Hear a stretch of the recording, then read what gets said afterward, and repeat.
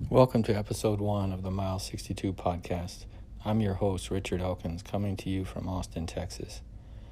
This is a running podcast focused on trail running and ultramarathons.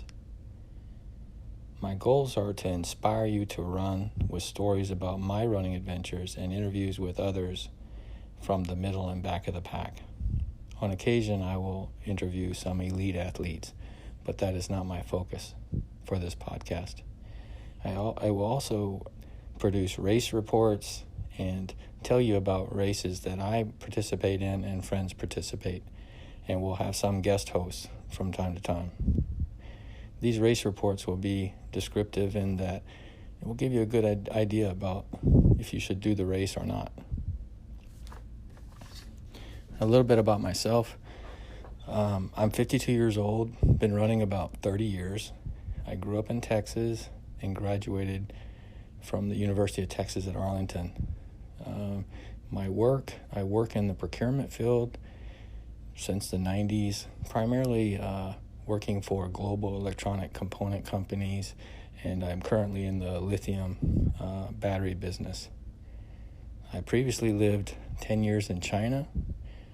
That was spread across 5 cities, and one of my skills is I'm fluent in Mandarin. One nice thing about that skill is I plan to interview athletes in China and Hong Kong, which over the last 2 years have started making a name for themselves in the trail running community. Other podcasts kind of avoided that area because of the language skill issue. But my Mandarin skills are good, and I can bridge the gap so that we can find out a little bit about the trail running community in Hong Kong and southern China. The name of the podcast is Mile 62. Why did I select that name? Because mainly because 100 kilometers is my favorite race distance.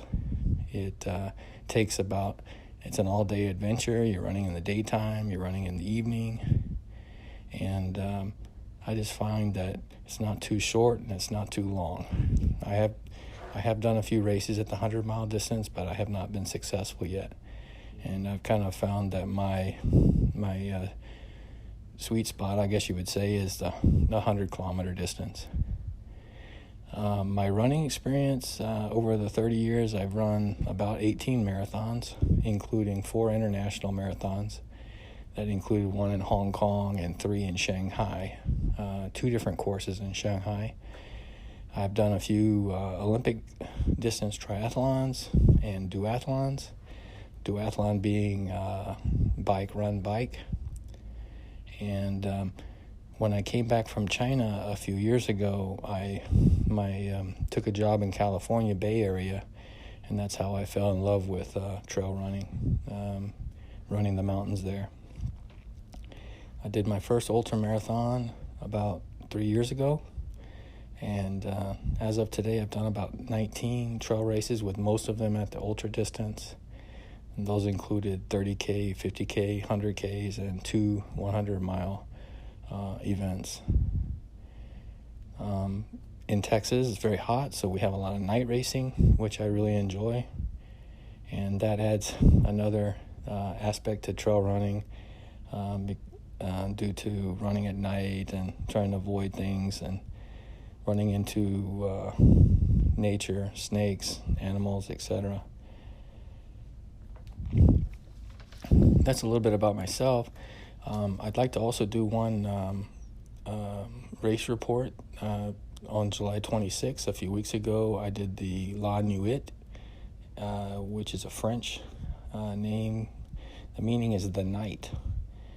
And it was a 9-hour run in Dallas, Texas, in the Cedar Ridge Nature Preserve. The race is put on by an outfit called Run for Bibles. It's a church which uses the race to raise money to buy Bibles for their missions in Kenya and Congo. So it's a great organization doing great things for people overseas. The Cedar Ridge Nature Preserve, the loop is a 5-kilometer loop, but the loop has a total gain of 369 feet. Doesn't sound like much, but half the loop, I'd say, if I break it up, the first mile and a half is primarily stairs, going up and going down, which really wore me out. The stairs are made of rocks, some made of wood beams, so it really lended itself to using trekking poles. I took my poles, but I just used one pole. If I were to do the race again, I would use both trekking poles the whole race, and come to find out, the young man that won the race used trekking poles the whole night. Going from the first mile and a half, the next from about mile 2 to mile 2.5 is some rolling hills, one runnable section across. It's about a half a mile. It's like running on wood mulch, which was very nice. And then the last mile was very steep hills again with stairs. So then you finish the 3.2 mile or 5 kilometer loop. One thing interesting about this night race is it started at 9 p.m. and finished at 6 a.m. So it was the first race I've done that starting when it was dark and finishing when it's dark.